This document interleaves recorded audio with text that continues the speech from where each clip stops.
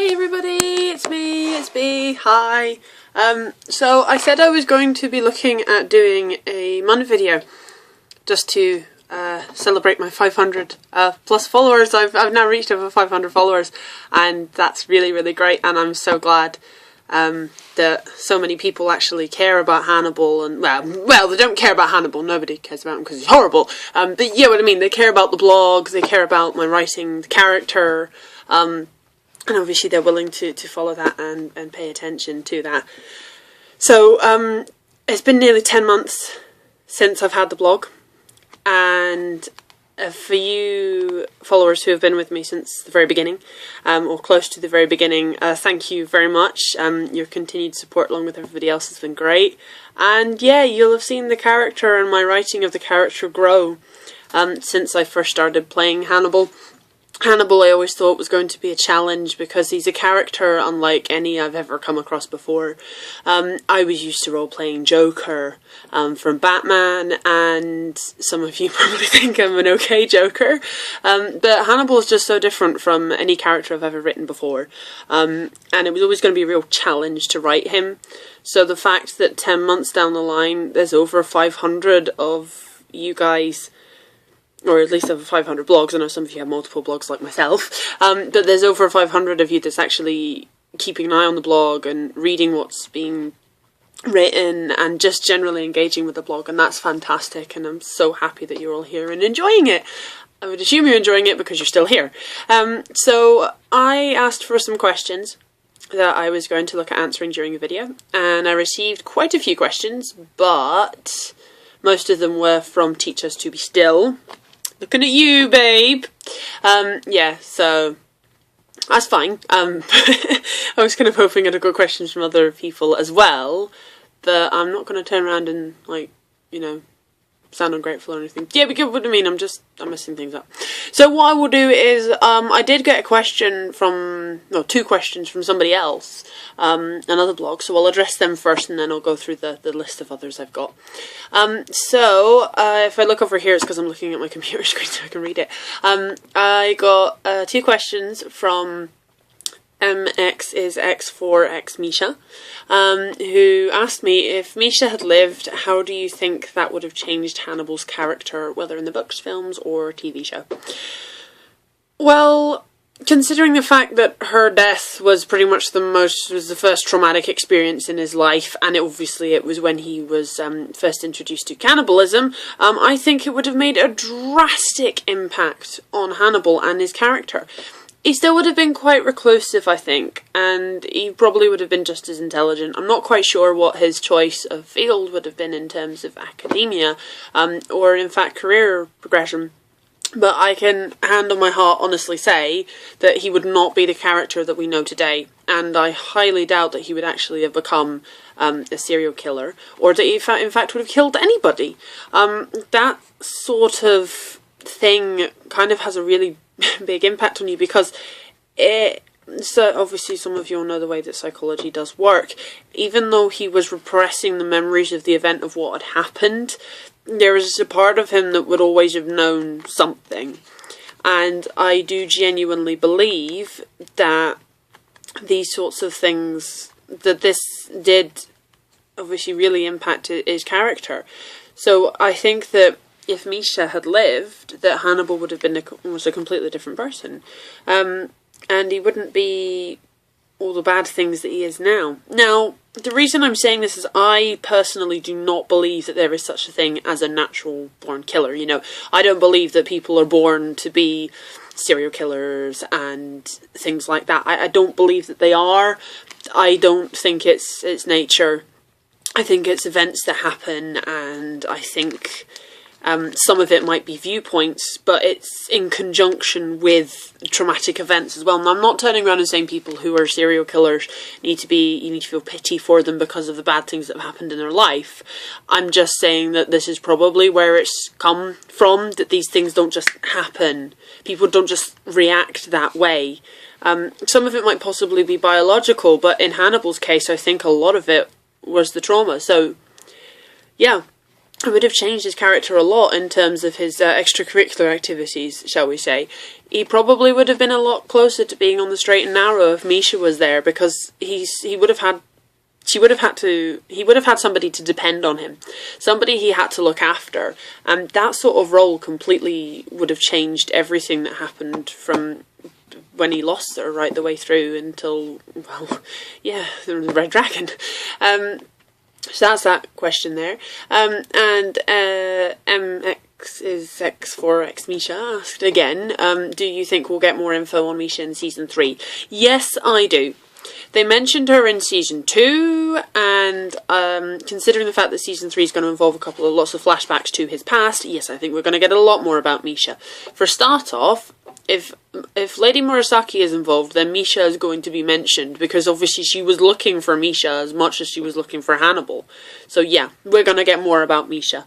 And it'd be really quite interesting if we could get to see kind of Hannibal's reaction when he kind of realises what it was that happened. So, next questions. Here we go, let's begin. So, first question from Teachers to Be Still. Do you find Hannibal's love for Misha a positive or negative factor in his life? So, I think that any form of love is a positive factor in Hannibal Lecter's life, because I feel that love is a very positive emotion. It's a very positive thing. Sure, it can go really badly and very negatively, and I've not just seen that, but I've experienced that firsthand with my ex. And I still believe that love is a very positive thing. And in Hannibal's life, I do genuinely believe that his love for Misha is a very positive factor. It's almost like a form of redemption, really. Yeah, so it's the fact that she's not there that really kind of hits home hard. Second question, do you think Hannibal saw Abigail as Misha's replacement or as a daughter? I don't think he ever seen Abigail as replacing Misha, because I don't think that I think as characters they're too different. What I do believe though is Hannibal saw Abigail as a daughter. And that's why, I don't know if you've noticed, but when I reblog Abigail stuff, I actually tag it daughter ? Because Hannibal's thoughts really are kind of along those lines. It's very clear in the show because he turns around and says to Will, we are her fathers now. But I do genuinely think that he did see Abigail as a daughter. I mean, Hannibal's not really one who's going to, I think, naturally have a child, unless it's like well in the future, like I do with Teachers to Be Still. But generally speaking, if we're looking at Hannibal within the show, we've obviously not got to that point. In Hannibal as a character within the show, I don't see him naturally having a child. So Abigail could be considered almost, yes, a daughter, but part of a legacy that Hannibal could leave behind. So, another question. What do you think about the fandom's treatment with some of the darker characters, save Hannibal? So, I guess we're looking at some of the villains here, and the fandom's treatment of them. So, first things first, I believe Will Graham is a dark character. I really do. And it irritates me beyond all belief, sense or reason when people turn around and refuse to acknowledge the bad stuff that Will Graham has done. Okay, I'm nowhere near turning around and saying he's anywhere near on par with Hannibal, but there are similarities there, and Hannibal saw something within Will Graham that he recognised. He saw something dark and twisted, and he decided he wanted to make it even more dark and twisted by doing horrible and terrible things. But, see, that's the thing. Ignore that. That slipped and fell. Right, don't fall again. Okay, so as I was saying, yeah, I think about Will Graham. Yeah, I'm not turning around and saying he's a dark character entirely, but when it comes to dark character, there's always something more. It's not just black and white, everything is grey. And I think that a lot of the fandom choose to ignore and are very selective concerning Will Graham. Yes, he's an okay guy, but you cannot ignore some of the stuff that he did. And yes, a lot of it in season 2 especially was to go and get Hannibal Lecter, but at the end of the day, he did not need to do the stuff that he did. to catch Hannibal. That wasn't the stuff that he shouldn't have done that, and obviously Kate Purnell points that out very clearly for us, that it is breaking the law, hence why Will's going to get arrested. And yeah, I do think that Will Graham is a darker character, and the fandom do not treat him correctly, a lot of them. I'm not saying that he's a bad character completely, because I don't believe there is such a thing. But yeah, you've got to acknowledge all sides of a character and their personality. You can't just cherry pick it. So let's move to another darker character. One of the most darkest characters I can think of, who's Mason Verger within Hannibal. Now, Mason Verger is an absolutely terrible example and excuse for a human being. He is a horrific, horrific man, and some of the things he does is absolutely deplorable. The way he treats Margot, the way he is with Margot, what is suggested in the show, and what we know in the books and book canon, what he does with and to children. It is wrong, it is horrific, and he is a very, very, very dark character. But guess what happens? Oh wow, he's being played by a guy who looks kind of attractive. So what do some people do? Oh, they decide to be selective and cherry pick again. No, bad character, bad man. End of story. Doesn't matter if he looks attractive, doesn't matter if he looks hot, he's still a very bad character who does very bad things, and it just really, really, really, really does my head in. It irritates me, for you guys who aren't, don't know what that means, because I look like you're American, when, again, people ignore these things. You can't just gloss over these things because you think one thing about a character. You've got to take every aspect, all of the character, every single bit of the character into consideration. So, fandom's treatment of some of the other darker characters. So, to be honest, I think every character is darker than Hannibal, to be perfectly honest with you. Nobody's entirely pure or innocent within that show, at all. And they're all a bunch of manipulative so-and-sos. Every single one of them would be Slytherin. Moving on. Who is your least favourite Hannibal character, and why? My least favourite Hannibal character.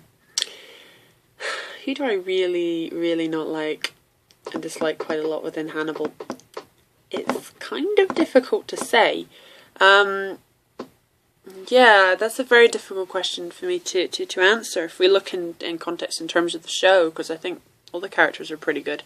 My least favourite character. This is going to make you guys laugh, because I actually roleplay this character, but my least favourite Hannibal character would probably be Alana Bloom, because she is one of the most self-righteous and selfish people that are in there, but she masquerades as though she's not. She's very, very caring and considerate of other people, when she wants to be, and when it suits her.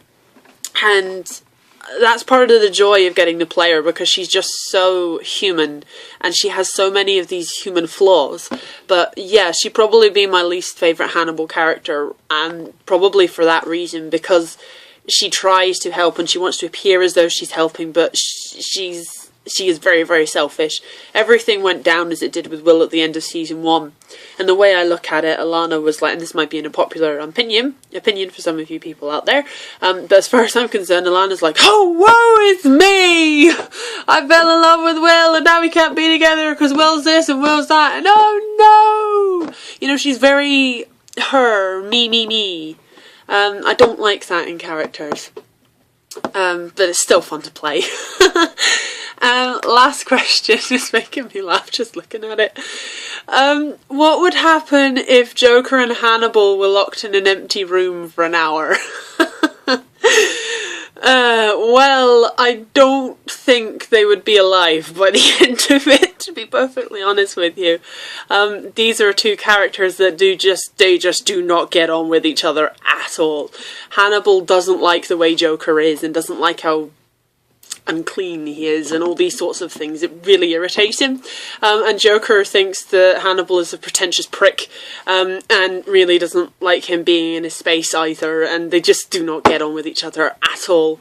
So yeah, if they were locked in an empty room for an hour, by the time we looked round and came in and peeked in at the room, they would probably both be dead. There'd be lots of blood everywhere. It would not have been a pretty sight at all. So that is all the questions I have.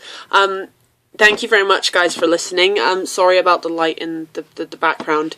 I was trying to lean forward to try and hide it as best as I could. So yeah, thank you very much, everybody, for being so patient with me as well when I've been really slow with the roleplay replies. Thank you very much for following, and I hope you continue to enjoy the blog just as much as I have enjoyed writing it, and will continue to enjoy writing it. Okay, thanks very much, everybody. Bye!